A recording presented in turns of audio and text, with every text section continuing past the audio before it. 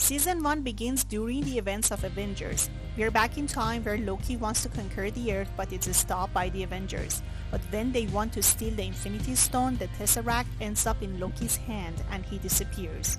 We find him in the Gobi Desert in Mongolia where he meets the Time Variance Authority or TVA. They capture him and bring him to their headquarters. The TVA is an organization that exists beyond the normal flow of time. Their duty is to preserve the sacred timeline to prevent disruption or changes to the flow of time, which could lead to devastating consequences. Once a variance in the timeline occurs, they rush to the point in time when people create nexus events, which actually are the actions that branch the timeline into multiple new and unusual pathways. After going back to that timeline where the nexus event happened, the TVA reset the events, prune or kill the people involved, or capture them. This is done to maintain order and prevent chaos and destruction. Loki is arrested and is going to be punished when Agent Mobius arrives and saves him. He decides to recruit him to work for them under guidance from the Timekeepers.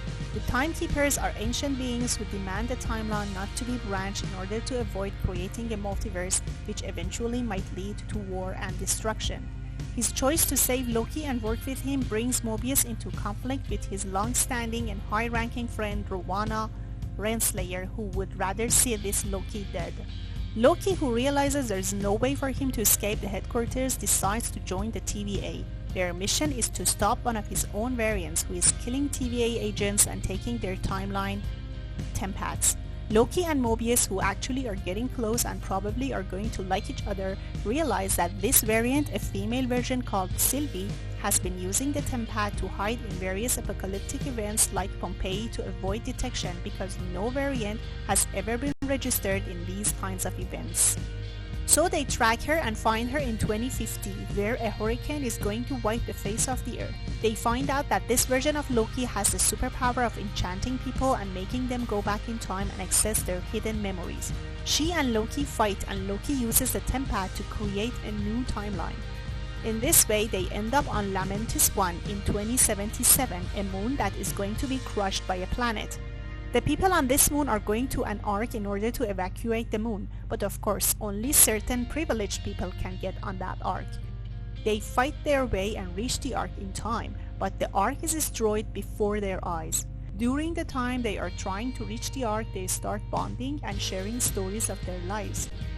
Here, Loki learns that Sylvie has been running from the TVA since she was a child, and Sylvie reveals the truth to Loki, that the TVA agents are all variants of real human beings on Earth who have had their memories erased. The two have a romantic moment.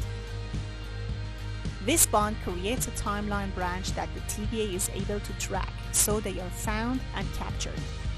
As a punishment, Mobius places Loki in a memory loop of him being beaten by his childhood friend Sif for cutting her hair.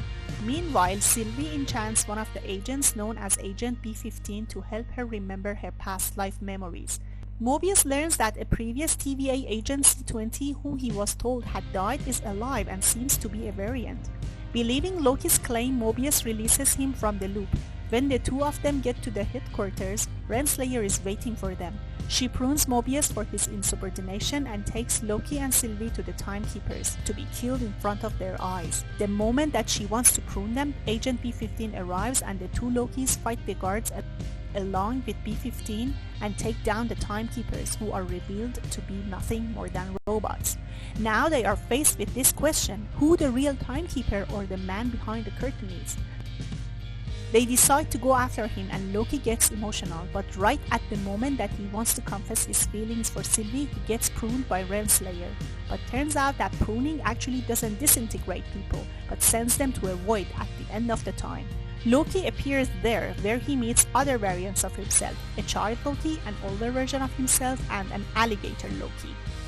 The other Lokis tell him that a creature called Eliot destroys everything in the void. The Lokis escape across the void and encounter a bunch of other variants that all betray each other.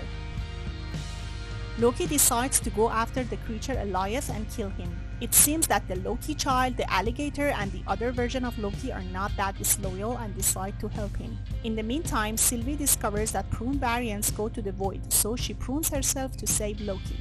She appears in the void and meets Mobius and they find Loki. Loki tells his plan about killing Elias, but she has a better plan. She thinks that this creature is just a watchdog which is safeguarding something more important that is hiding behind it. So she wants to enchant it and get past it to reach to the other side. Mobius decides to return to the TVA and deal with them using Sylvie's empath. Neither Sylvie nor Loki can stop Eliath, but the old Loki conjures an illusion of Asgard to draw Eliath away, dying in the process. When Eliath is enchanted, it shows Loki and Sylvie the way to the citadel behind the void. They go to this castle behind Eliath and learn that the man behind the curtain is just a simple guy, which is called He Who Remains.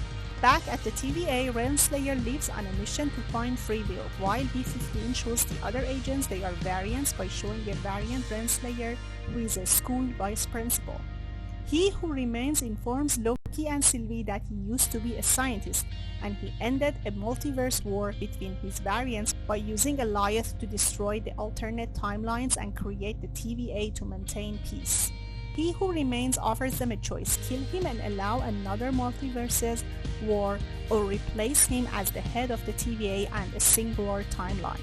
Loki pleads with Sylvie not to kill He Who Remains, especially because he warns them that his variants are much worse than he is. Sylvie doesn't care about this, and she is determined to kill him, so she sends Loki back to the TVA and kills He Who Remains. As soon as he dies, a multiverse of alternative timelines emerges. At the TVA, Loki warns Mobius and B-15 about the variant, but they don't recognize him. Instead, Loki sees the Timekeeper's statues have been replaced by a statue of He Who Remains variant, and that's the end for Loki Season 1. Thanks for watching. See you next time with another recap.